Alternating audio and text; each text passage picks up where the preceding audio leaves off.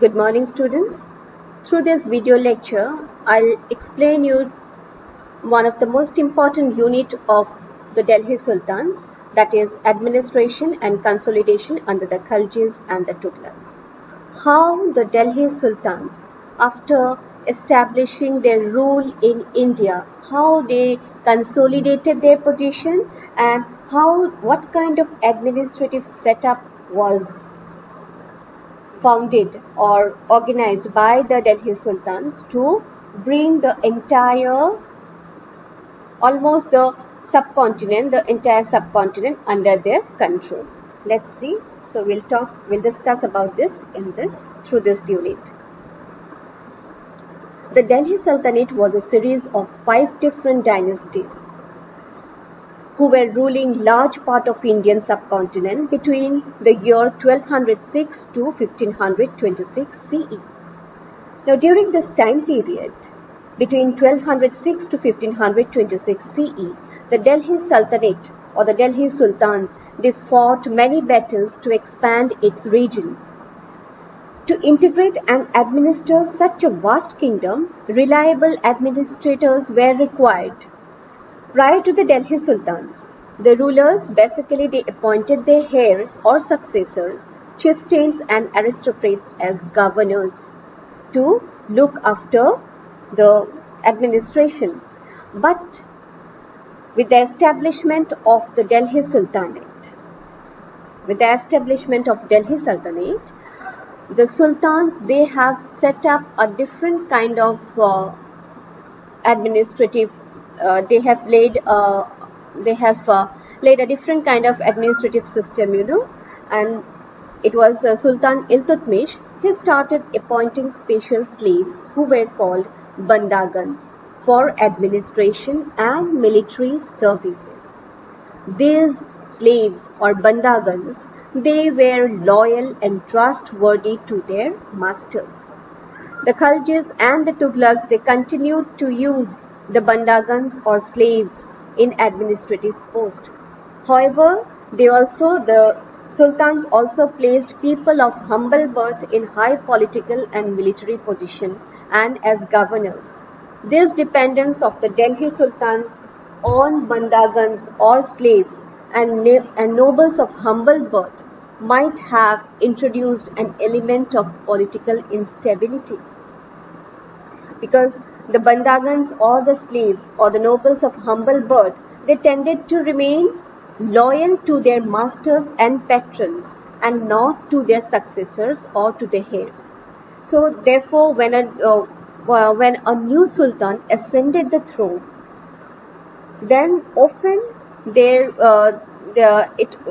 it witnessed, a sort of conflict between a kind of conflict was witnessed between the old and the new nobility, which created instability in the kingdom. Instability, say disorder or chaos in the kingdom, because the bandagans or the slaves, they were not loyal to they did not want to remain loyal to the successors or to the new sultan. They were loyal to their masters and patrons only. However, the system of appointing, patronizing humble birth people or appointing the bandagans or slaves to high political positions was not at all accepted by the upper class people or the elites. They criticized, even the authors of the Tawarikh, they criticized the sultans, because the Tawarikhs, they advised the sultan to maintain social order or social order on birthright and gender differences, which I have already explained you in my unit, that is on Tawarikh. Okay. So, for example, Ziauddin Barani, a mid-14th century chronicler, he criticized Muhammad bin Tughlaq because Muhammad bin Tughlaq, he appointed a wine distiller, a barber, a cook and 2 gardeners to high administrative posts. And Ziauddin Barani, he stated that it indicated that the Sultan had lost his political judgment. That is why he had appointed a barber, a wine distiller, a cook and 2 gardeners to high administrative posts. So this was how people belonging to humble birth or slaves, how they were appointed by the sultans to high positions. During the rule of the Khaljis and the Tughlaqs,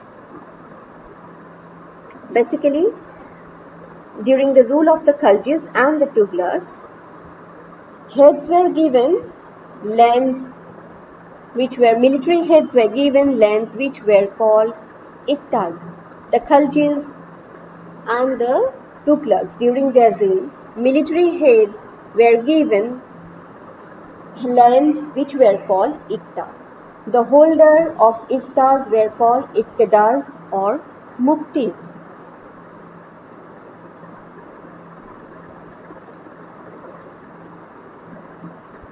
The duty of the muktis was to lead military campaigns and to maintain law and order in their iktas. So during the rule of Khaljis and Tughlaqs, military heads were given lands which were called ikta. The holders of ikta, whoever had ikta, whoever possessed iktas or land, they were called iqtidars or muktis. The duty of the mukti was to lead military campaigns and to maintain law and order in their iktas. In exchange for their military service to the sultan, the muktis or the iqtidars, they were given the authority to collect revenue of their iktas as salary.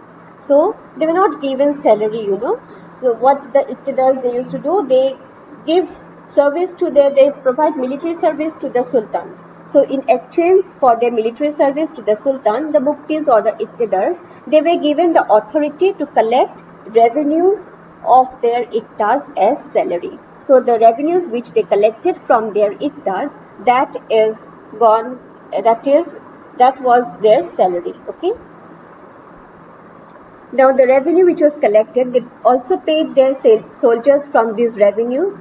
Iktas were assigned to the iqtidars for a short period of time. Okay, the iqtidars, they collect revenues from their iktas. They paid from that revenue. They paid their soldiers.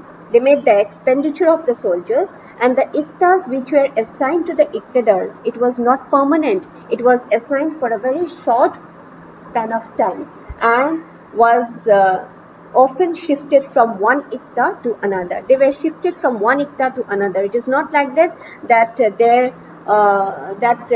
their position was not hereditary, as because iktas were assigned to the iqtidars for a short period of time and they were shifted from one ikta to another, so their position was not hereditary.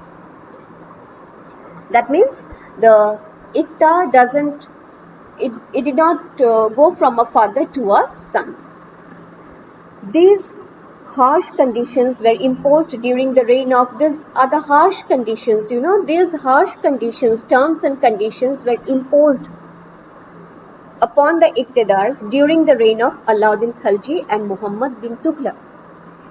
Accountants were appointed by the state to check the amount of revenue which were collected by the iqtidars or by the muktis. So the revenue which the iqtidars they collected from their own iktas, to check the amount of revenue which was collected by them, accountants were appointed by the state to keep a check on the amount they have collected as revenue from their iktas.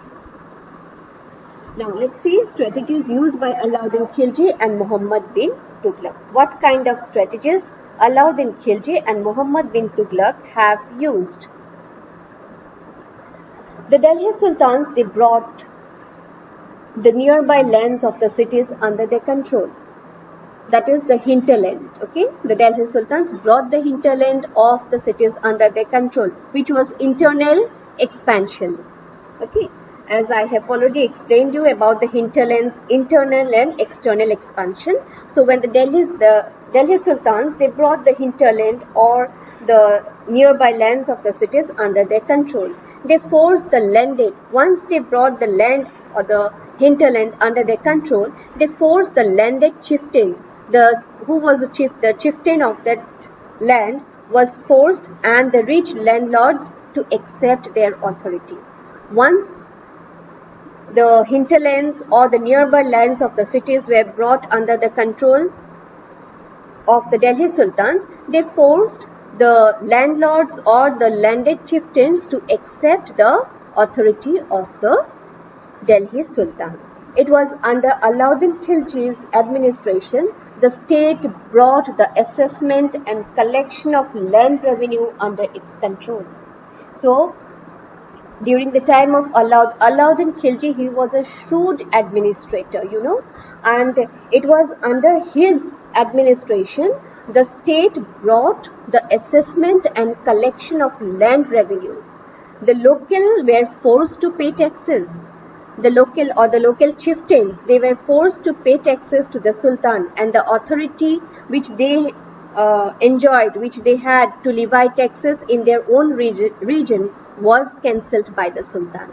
So when the land was brought, the nearby lands were brought under the control of the Delhi Sultan, especially Alauddin Khilji, what he did, he brought the assessment and collection of land revenue under his control, and he forced the local chieftains to pay taxes and cancelled the authority to levy taxes by the chieftains in their own region, because the local chieftains, they were forced to pay taxes to the Sultan.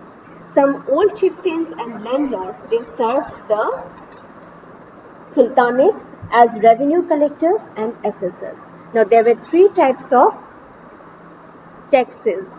Three types of taxes were levied under the Delhi Sultanate. Here it is given three types, so let's study about three types only. Three types of taxes were levied under the Delhi Sultanate administration. Kharaj, it is a tax on cultivation which amounts 50% of the peasants' produce.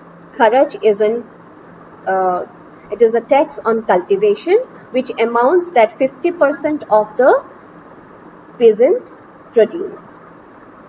Next is taxes on cattle grazing. Suppose if the cattle graze on that land, then they have to, the person who own the cattle, they have to pay taxes. So there was taxes on cattle grazing, there were taxes on houses. Okay. Now local chieftains, they established their rule in the regions which were beyond the control of the Delhi Sultanate. It is very important, see, that large parts of the subcontinent, it remained outside the control of the Delhi Sultans, especially provinces like, Bengal. They were far from Delhi. It was far from Delhi. So it was quite difficult from Delhi to control the province of Bengal. So that is why what happened, the local chieftains, they established their rule in the regions which were beyond the control of the Delhi Sultanate. For example, distant provinces like Bengal were difficult to control, and those areas were conquered and controlled only for a short period of time, because it was very difficult to control from Delhi the distant areas or distant regions. That is why those distant regions were controlled by the local chieftains, okay, because it was beyond the control of the Delhi Sultanate. Even in the Gangetic Plain, there were forested areas that Sultanate, forces could not penetrate. Now, why the Sultanate forces couldn't penetrate in the forest areas? That is very important to see. Chieftains and their fortifications. Ibn Battuta, a 14th century traveler from Morocco, Africa, he explained that chieftains sometimes fortified. That chieftains sometimes fortified themselves in mountains, in rocky, uneven and rugged places, as well as in bamboo groves. In India, the bamboo is not hollow, it is big, its several parts are so intertwined that even fire cannot affect them, and they are on the whole very strong. The chieftains live in this forest which serve them as ramparts inside which are their cattle and their crops. There is also water for them within, that is rainwater which collects there, hence they cannot be subdued except by powerful armies who, entering this forest, cut down the bamboos with specially prepared instruments. Now see, it is said that even in the forested areas, like the Sultanate forces, they could not penetrate. They could not penetrate means they could not enter. Now why they couldn't enter? Because these places, they were basically, it was explained by Ibn Battuta. He said that these forest areas were the chieftains and the fortifications. Why the Delhi Sultan's forces, they cannot enter this fortifications? Because it has been mentioned by Ibn Battuta, who was a African traveler, that these places were fortified themselves in mountains, rocky and uneven. These places were rocky, uneven. They were fortified themselves in mountains as well as in bamboo groves. And bamboos in India are very big and so intertwined. That means they were connected that even fire cannot affect them. The chieftains lived inside these and had their cattle and crops also inside this. Can you imagine? They were living inside these bamboo groves, and not only they, but their cattle and crops also, they were inside this. Water was also available for them in the form of collected in rainwater. Hence, it was very tough to subdue or to control them, except by strong armies who cut these bamboos on entering this forest. So that is why it was difficult for the Delhi Sultans, especially to penetrate or to control these chieftains who were living deeply inside the forest, inside the bamboo groves, which were very big and intertwined, where they can live, and even their cattle and crops also are inside these bamboo groves, inside this forest. And it was very tough until and unless they were subdued by powerful armies who can cut down the bamboos with specially prepared instruments. Okay, so that is why it was difficult for the Delhi Sultan to control these chieftains and distant provinces also from Delhi. Okay, I hope it is clear. Now in my next video I'll discuss how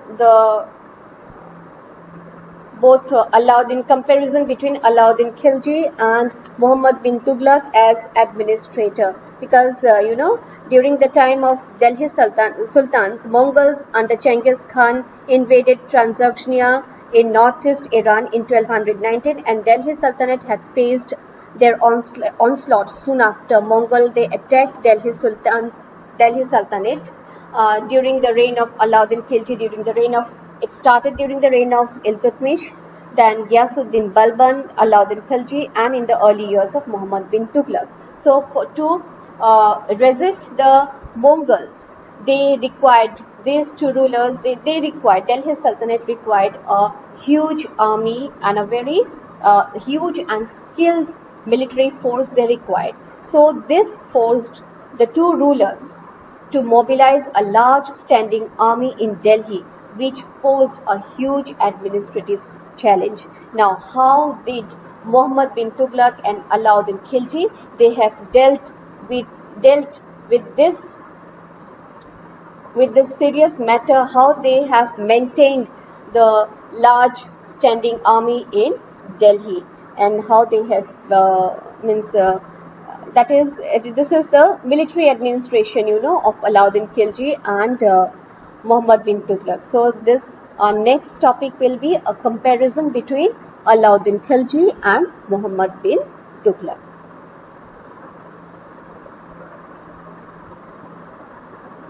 Thank you.